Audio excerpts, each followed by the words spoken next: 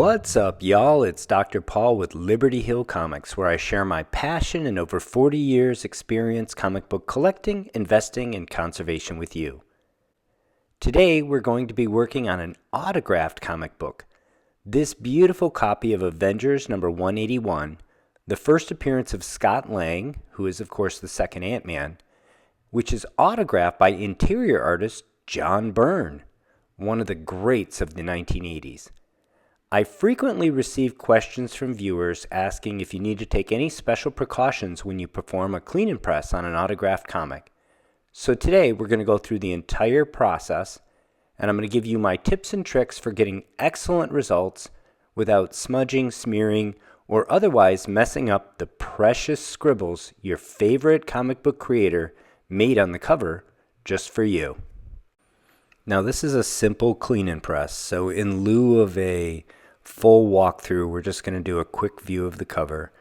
This book presents really pretty nicely. I would put it around a VF, maybe the low end of VF. And the reason why you'll see in a moment, it does have some spine ticks, some curls, it's got some soiling. The biggest issue that it has is on the back cover on the bottom right, which you're about to see.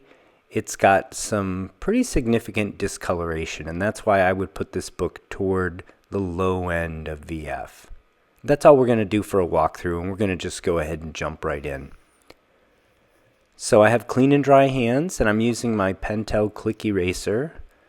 I cut the tip of the eraser at about a 45-degree angle, and that allows me to get into the tight spaces here. I'm using it very gently, just brushing the surface of the book, and I'm confining my strokes mostly to the white areas on the cover. They're going to show soiling off. I do have a ring light between my face and the book, so I'm seeing the book at 10x with really good LED lighting. Whether you're sending the book off for grading or it's just going to go in your PC, you should always do cleaning and pressing work with really good lighting and magnification. CGC is going to use these tools if they grade your book, and any discerning collector is going to look at it closely as well. So you need to do the work with the correct lighting if you want to have good results. So I'll often start with this UPC box, and you see my eraser's a little worn, so I'm going to go ahead and trim it. It's not quite a 45-degree angle, maybe it's a 60-degree angle. There you have a good view of how I want to use it. There's a lot of tight white spaces.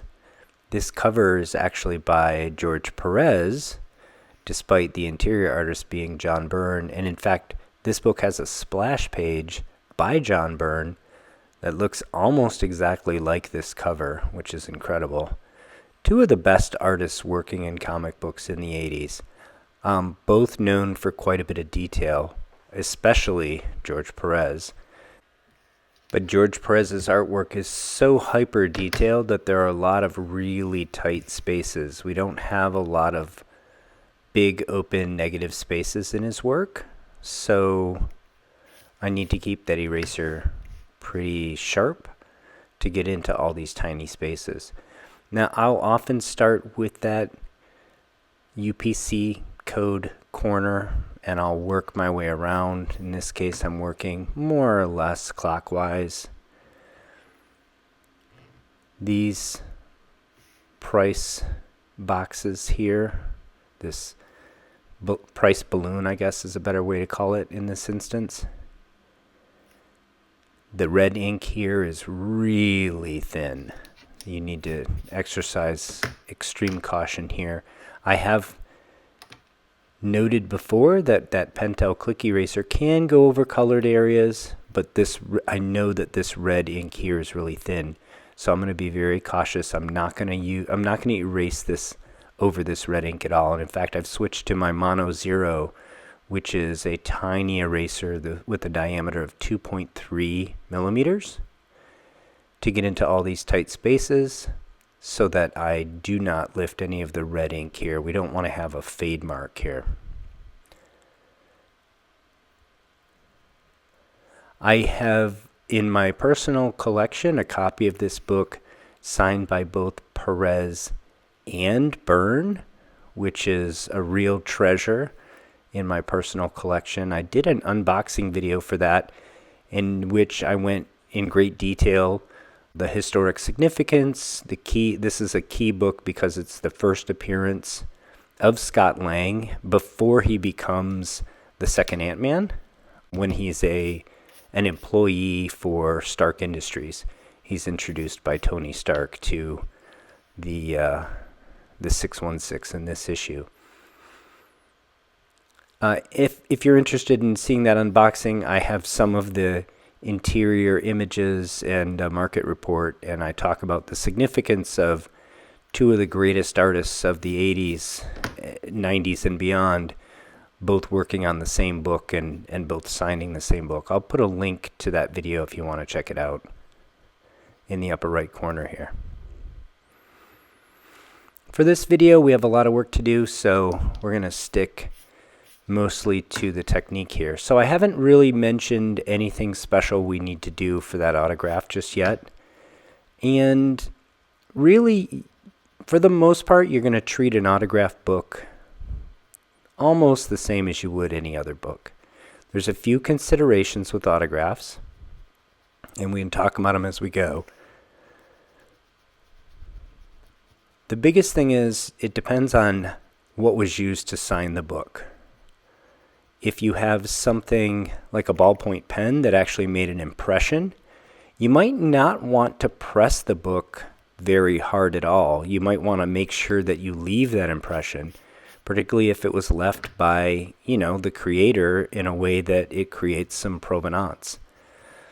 Now, there aren't that many books signed with a ballpoint pen anymore. It used to be the case back in the day.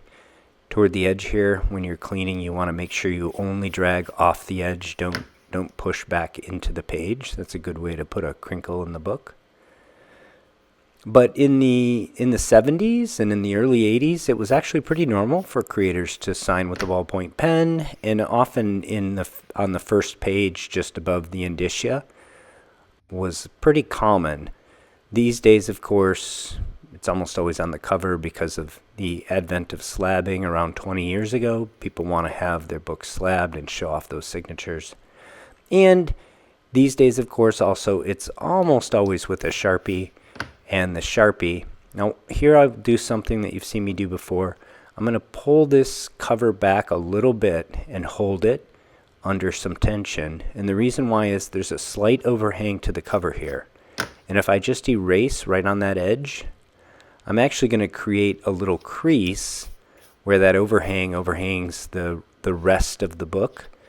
And so you'll see me do it here too on this top corner because there's a little bit of overhang here as well.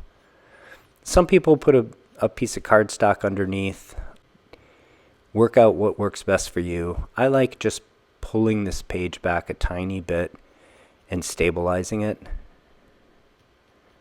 And if I can see just a little bit of the newsprint of the first wrap, then I know it's 100% supported. I don't like to use the cardstock or a backer board because I feel that where they push against the spine can actually create some issues. And that's why I use the method I use.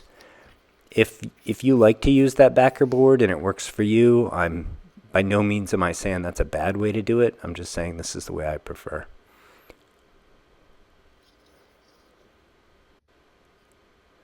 So as I was saying regarding autographs, these days they are mostly Sharpie. They are mostly on the cover.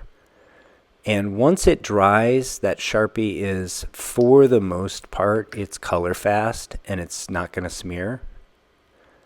So for the most part, you can treat these books as if they weren't even signed. You can treat them like any other book that you're trying to clean and press. With one caveat that I think you should take a little bit of caution on, and that is humidity. If you are someone who likes to use humidity for your press, I would say back off the humidity. I'm not saying you can't use humidity, but I have seen some signatures maybe that look like they were Sharpie, but they weren't. And they get a little fuzzy because that ink will start to blur a little bit under a lot of humidity. So we're going to press this book today, where ordinarily I might have put this book anywhere from 2 to 24 hours in my humidity tank. In this instance, I'm going to limit it to like 1 hour in my humidity tank at 98% humidity at room temperature, and no more than that, just out of an abundance of caution. I am fairly confident this is a Sharpie and it's not going to blur or get fuzzy, but obviously it would be catastrophic if it did, so I'm going to avoid that. So I'm working my way around this cover quite nicely. The front cover was in pretty good shape. Again, a few creases, some spine ticks.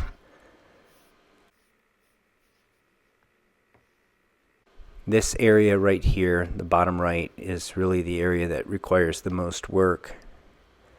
And I'm actually not going to necessarily jump into that area first. I'm going to use my same process. In this case, I like to start in this corner on the spine, and I typically like to work counterclockwise here. You'll see me use this high polymer Pentel eraser, and a lot of folks will tell you can't use these, and I think it is a tool that you can get yourself in trouble with, but it's also something that if used correctly will save you a lot of time. So the trick is to use it very gently. I am not using this eraser like I was erasing my math homework when I was trying to show my work. It's a much, much gentler, light drag.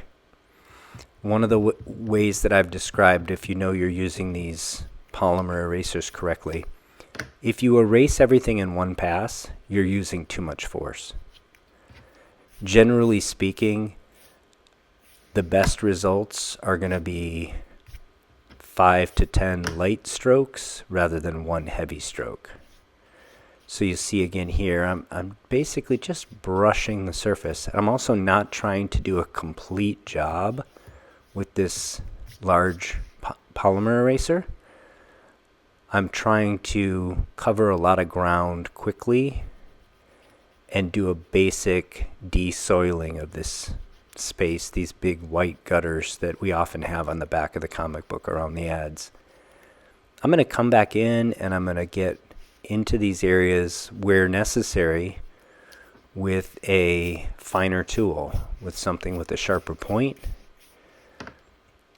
But this saves a lot of time just doing a quick light pass over the gutter all the way around the book with this larger eraser. And I really love the feel of this eraser. It's very soft. It crumbs up really nicely, and it removes soil very effectively without unduly messing with the gloss. Now you can degloss a book with any of these erasers if you're not careful. So these are not tools that you can use indiscriminately. But if you exercise a little bit of caution, here we're going to start getting into that dirt that is the most obvious flaw in this book. As long as you use these tools judiciously and take care, take caution, you can remove a great deal of soiling and preserve the gloss on the comic. And where you do have slight disruptions in the gloss, you can often restore the gloss with a cotton round where you burnish the surface back to a high sheen or a higher sheen than it was after the erasing. Now you can see I've switched to my Pentel Click Eraser. This is still, as you know, not a really small point, but I have cut it at an angle so that if I rotate it, I can get into tight areas. Here I'm using it flat. I'm using the heel of it, so I'm using all of the surface area. But I can control this point much better than I can that block polymer eraser. And I can get right up tight close to this edge of the red marking around this coupon cutout.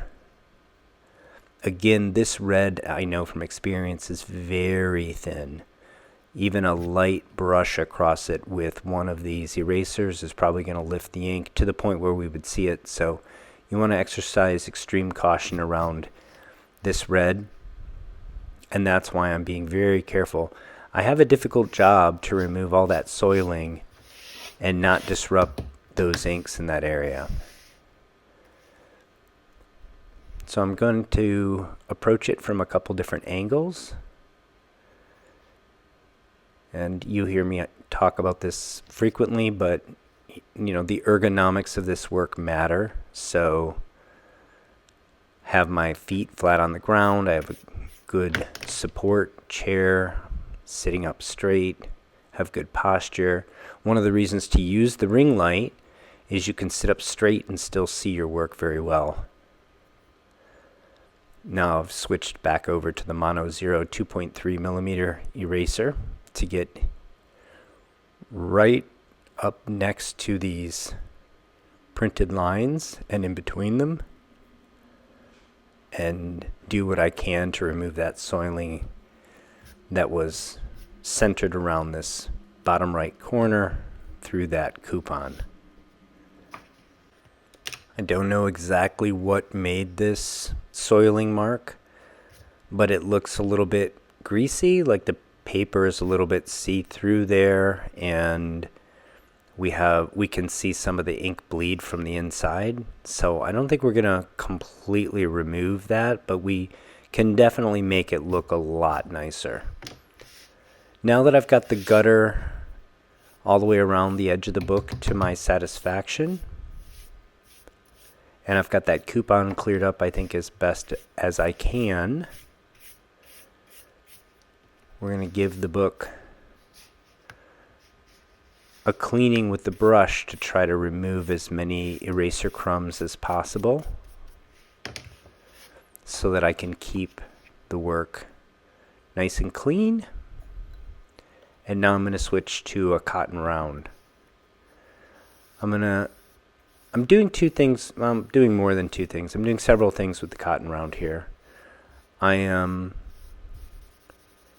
removing any soiling in the areas where we have colored ink that I didn't use an eraser. I'm also capturing any debris on the surface, including any eraser crumbs. And I'm re-burnishing the cover in areas where we may have disrupted the gloss just a little bit with our eraser, which I do know, because we had quite a bit of erasing to do on that coupon on the bottom right of this back cover. I know that we have some work to do restoring the gloss there. So I'm trying to accomplish all those things with this. You'll see I'll give some extra care here. But also, again, that orangish red ink is so thin there. I don't want to spend so much time. I've picked up some dirt and a few eraser crumbs as well, so the cotton round did its job. And I'm going to humidify the book. This is after cleaning, but before a press. And you can see now why I said that this book was in the VF range, possibly VF minus, because of that stain on the back cover. It still presents quite well, and it's a nice book, but it's just not quite to that near mint or what I would really consider high grade for a modern book. You see we cleaned up that soiling in the coupon quite well. The rest of the images here are from after the press. I did my completely standard press for this book. Magazine backerboard in the middle with cutouts for the staples. One 90-pound cardstock sheet under each cover, front and back. The stack is 2 magazine boards and another 90-pound piece of cardstock, both above and below the book in the press. And I'm going to heat it to about 155 for about 15 minutes. You can see that did wonders on all those little spine ticks and creases and crinkles, front and back.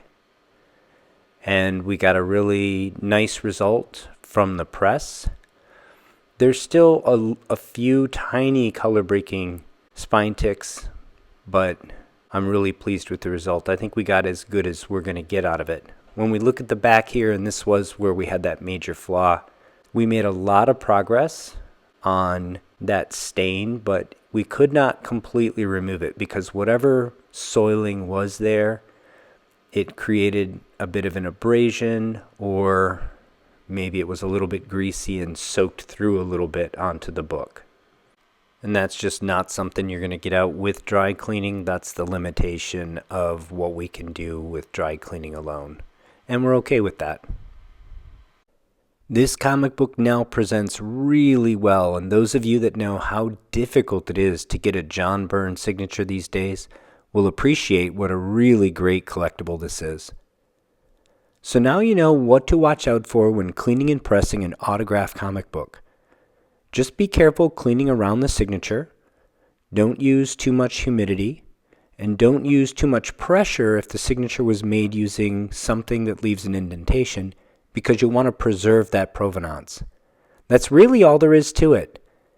I sincerely appreciate you joining me today for this clean and press video of this modern key, the first appearance of Scott Lang, autographed by one of the greatest comic book artists of all time, John Byrne.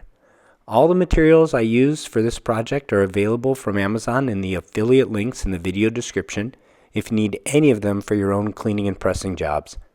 If you enjoyed this video, please take a few seconds to give it a thumbs up and leave me a comment, and please subscribe to the channel if you haven't already. Until next time, take care of one another.